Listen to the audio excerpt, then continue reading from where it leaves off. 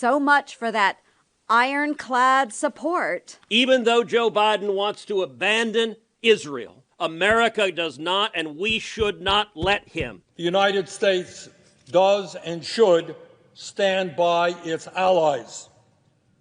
But our allies must also stand by the values and the laws of the United States of America. President Biden's relationship with Israeli Prime Minister Benjamin Netanyahu continues to fracture as Israeli forces prepare for an invasion of Rafah. With tensions reaching a breaking point, Biden announced this week he will withhold offensive weapons to Israel that could be used during its assault on the southern city in Gaza. 1.4 million civilians currently in Rafah are currently facing famine, airstrikes, and a possible ground invasion. The U.S. military launched an aid shipment from Cyprus, hoping to start deliveries in Gaza using a port constructed off the coast. But even with one of the biggest humanitarian crises facing the Palestinian people, Netanyahu has vowed to move forward into Rafah no matter what. And while students across the nation speak out against the Biden administration over its handling, some lawmakers believe the president isn't standing up enough to help Israel, splitting an already divided Congress even more. Joining me now is my friend and The Hill staff writer and author of the 1230 Report, Cate Martel, a woman of many titles. Cate, thank you so much for being here. Want to jump right into it. Biden announced this week that he will withhold weapons from Israel that could be used in its planned invasion of Rafah. Obviously, this is a huge policy shift, but it doesn't seem to be affecting Netanyahu's ambitions. What are you hearing? Yeah, Julia, it does not seem to be affecting Benjamin Netanyahu's ambitions at all so far. In fact, it seems that Netanyahu is even leaning in further into his offensive in Israel. It was a major policy shift for President Biden to threaten to freeze some of the offensive weapons that have been sent to Israel. And, the response from Netanyahu is basically, if we need to do it alone, fine, we will. And, that shows me that there's not any type of policy shift coming from Netanyahu. Now, I will say in the short term, this should not affect Israel's military offensive against Hamas in any way. This is more of a political statement than it is a military policy, but I think it is showing just how tense the relations are between Israel and a lot of countries internationally because of the growing humanitarian crisis. And I think we're seeing Biden starting to kind of feel some of this pressure.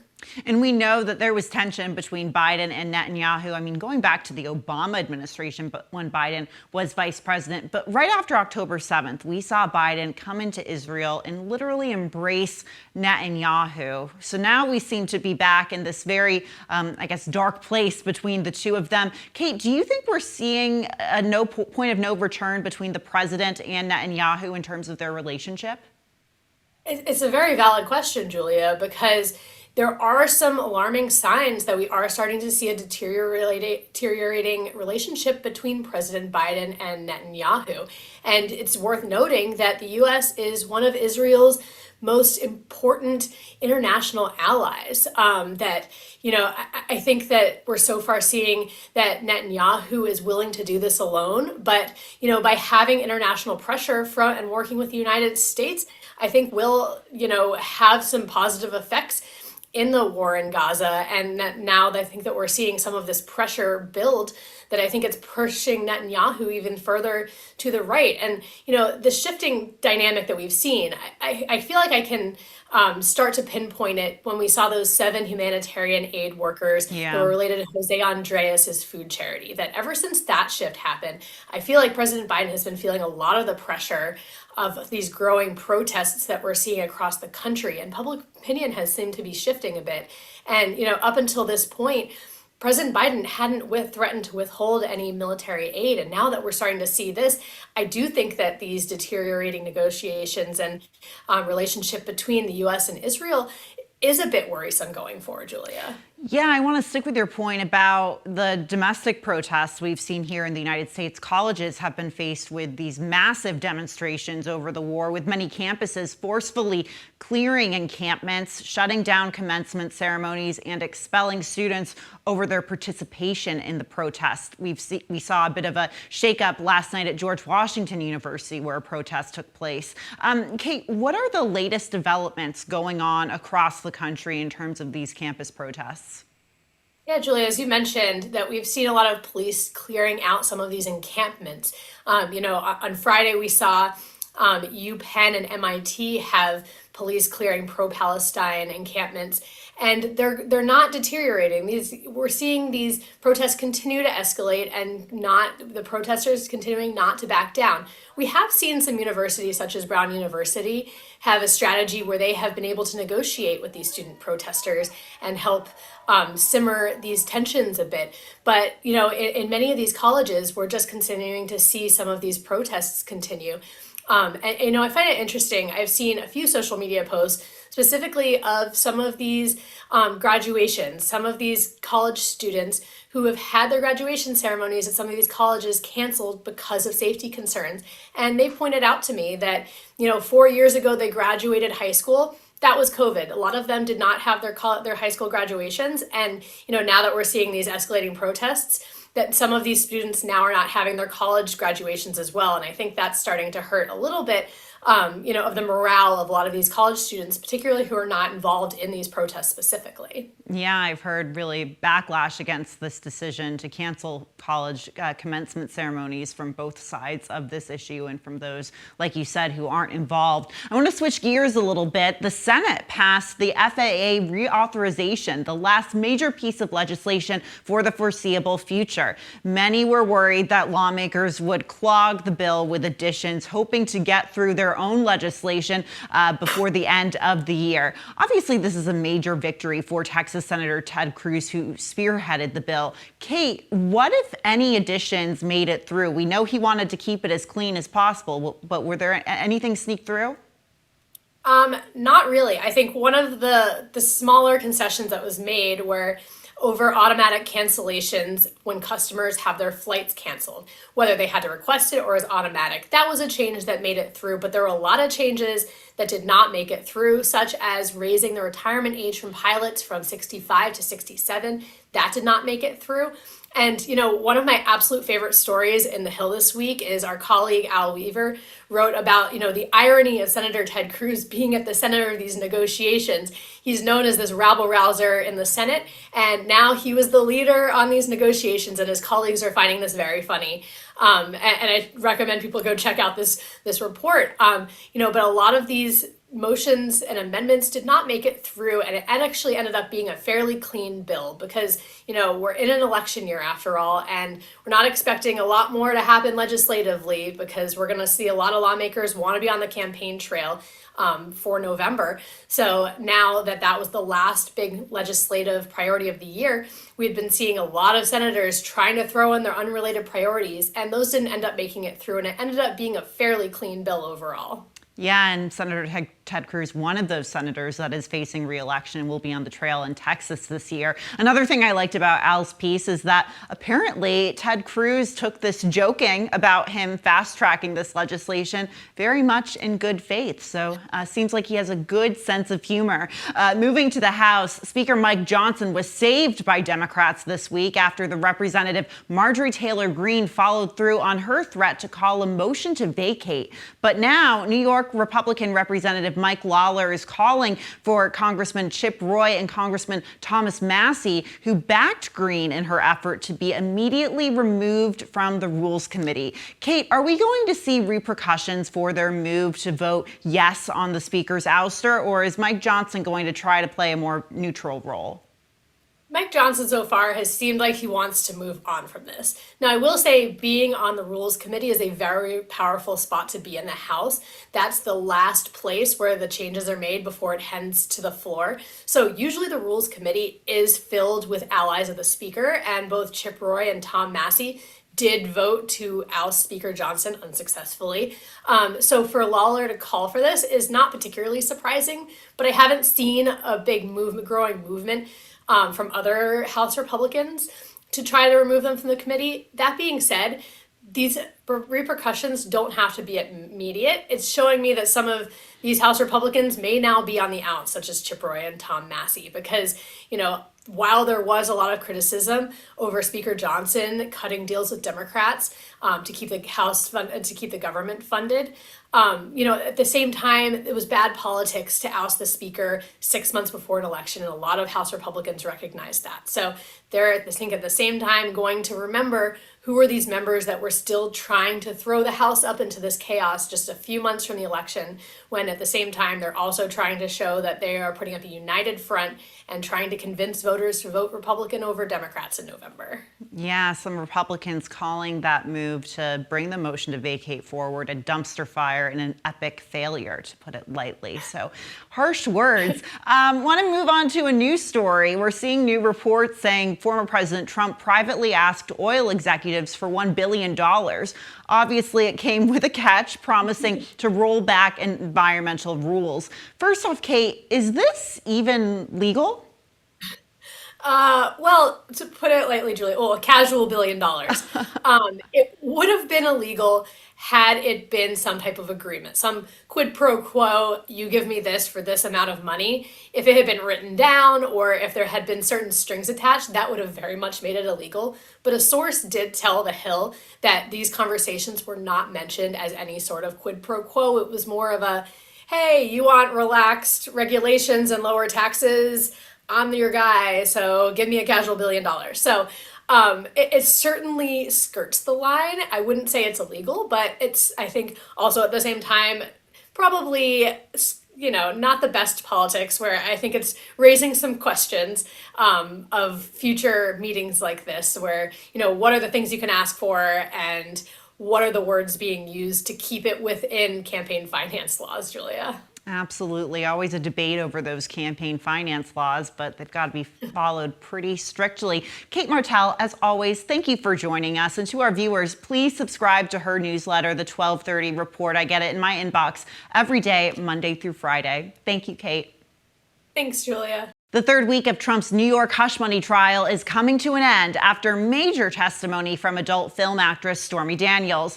The details were dramatic. Daniels spoke heavily about her alleged sexual encounter with the former president. What prosecutors are trying to accomplish is show a pattern of Trump and his allies fighting to bury unflattering stories in the weeks leading up to the 2016 presidential election, with prosecutors claiming those efforts illegally influenced the race. While Trump is forced to be in court every day, he continues to use the media circus following the case to launch attacks on the New York court. This trial was so horrible. It's no longer justice, and it's a tremendous abuse of the New York judicial system in particular. The New York judicial system has been absolutely abused and abused terribly, and it's the whole world is watching. Joining me now is The Hill's Zach Schonfeld. He's a legal reporter here at thehill.com, and he's been following this case very closely. Zach, thank you so much for joining me. I want to dive right into it. It was definitely a week of salacious testimony in the courtroom. To you, what were the biggest takeaways from Stormy Daniels' time on the stand, and how did former President Trump's attorneys try to discredit her? I think the biggest takeaway was just simply how salacious this testimony got. The judge in pretrial rulings had indicated that he would allow Stormy Daniels to get on the stand. Trump's lawyers had sought to block her testimony entirely, but the judge had signaled that he wasn't going to allow it to get super graphic. He kind of suggested that there was going to be a line. But when Stormy Daniels got up there on the stand, she walked jurors play by play through that night that she said she had with Trump back in 2006. So the biggest takeaway I have after this week was just simply how much graphic detail this jury heard. I think even the judge by the end of it seemed exasperated. Yeah, graphic to put it lightly, I guess. Zach, since the beginning of the trial, Trump's attorneys have tried time and time again to delay or dismiss the case. This week, they were denied again after asking for a mistrial over Daniels' testimony. What legal grounding are they trying to stand on to get this case essentially tossed out? The legal grounds are what we've been talking about, is simply that Stormy Daniels' testimony, in their view, just got too graphic.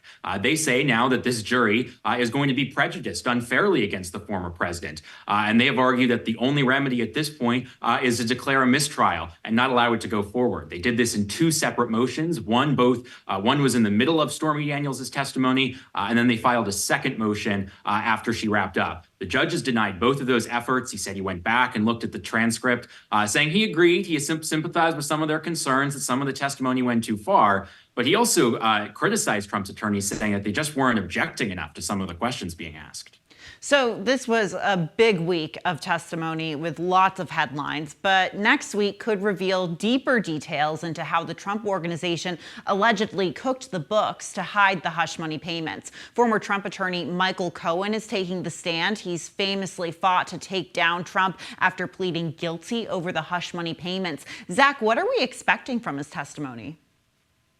This is really shaping up to be the most important week of testimony during this trial. Michael Cohen has been billed as prosecutor's star witness, and I did speak to a source with knowledge of the matter who did confirm that he is expected to begin his testimony on Monday. His testimony is likely to last multiple days, potentially most of the balance of the week. And he is expected to directly implicate Trump in this hush money scheme. He's expected to talk about a meeting he said he had with Donald Trump in the Oval Office shortly after he took office. And so that is a step that we've seen many of the witnesses so far that they have not taken. They said they were, getting directions from, other employees at the Trump organization, but not bringing the chain all the way to the former president. So that's what makes Michael Cohen's testimony so important. Yeah, a lot of us will be watching that testimony for sure. So it seems like the former president is playing a game of chicken with the judge, breaking his gag order 10 times so far. His attorneys also failed to narrow the order, which would allow him publicly to go after Stormy Daniels. What, if anything, would be the next step for Judge Merchan if Trump breaks the gag order again? The judges warned Donald Trump that if there is a finding that there's a new gag order violation, the judges warned him that he'll have no choice but to possibly throw him in jail. And that is because when the judge finds there's a violation, he has two buckets to choose from in terms of the punishment. He can either fine Trump a maximum of $1,000. That's what he's done so far. But he's been complaining that state law doesn't allow him to increase the fine beyond that. And for someone like Donald Trump, who says he's worth billions, that's just a drop in the bucket. So the judges warned that, if that's not going to be a deterrent, he might be forced to put the former president behind bars. That being said, moments before we started speaking, the judge did hand Donald Trump one win related to his gag order, and that is that he has directed prosecutors to tell Michael Cohen, their star witness who we've been talking about, to essentially zip it and stop talking about this trial. One of Trump's lawyers' arguments in fighting the gag order has been that people like Michael Cohen are going out there on TikTok and elsewhere and attacking Donald Trump. So the judge is saying that Michael Cohen can no longer do that. So this case has been one of the biggest stories in the country, with many people tuning in. After Cohen testifies, what other names will be called to the stand? Prosecutors today said they only have two witnesses left in their case in chief. So one of them is expected to be Michael Cohen, as we've been talking about. The other one is a little bit of a mystery. There's still, a number of people who are listed as potential witnesses. So it could be any one of them. It might not even necessarily be someone high profile. We've seen a number of people who have been custodians of records, just, coming in to authenticate various documents. For example, we had someone from C-SPAN come in at one point to authenticate various videos from their archive. So unclear who it's going to be, but I don't think it's going to be anyone necessarily super high profile as someone like Michael Cohen. So when all is said and done, prosecutors say they might rest by the end of next week. Yeah, this is certainly going at a fast pace, and actually the only one of Trump's legal, cases this year that is set to wrap before the election. Zach Schonfeld, thank you so much, as always, for joining me. Thanks, Julia. A federal appeals court has upheld Steve Bannon's conviction for defying a January 6th probe, denying a one-time bid by the longtime advisor to the former president, Donald Trump.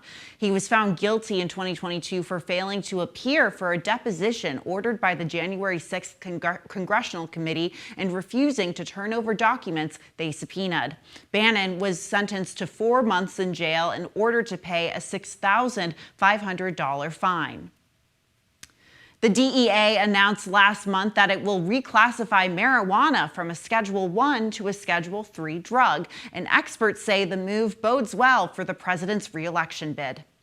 While not a complete decriminalization, the move would make use and possession of marijuana a less serious crime. Democratic strategists say it could be a way to woo young voters, a critical voting bloc for the president in 2020. During that campaign, then-candidate Biden backed a complete decriminalization. Since then, support for legalization has grown, with 89% of U.S. adults now in favor of some degree of legalization. If you'd like to know more, we did a deep dive into the last 50 years of marijuana policy and how it affected minority communities in this week's What's America Thinking. Just head over to the Hill's YouTube page. And that's it for today's Daily Debrief. I'm Julia Manchester. Be sure to like, share, and subscribe to the Hill's YouTube channel. And come back here soon for the intersection between politics and policy.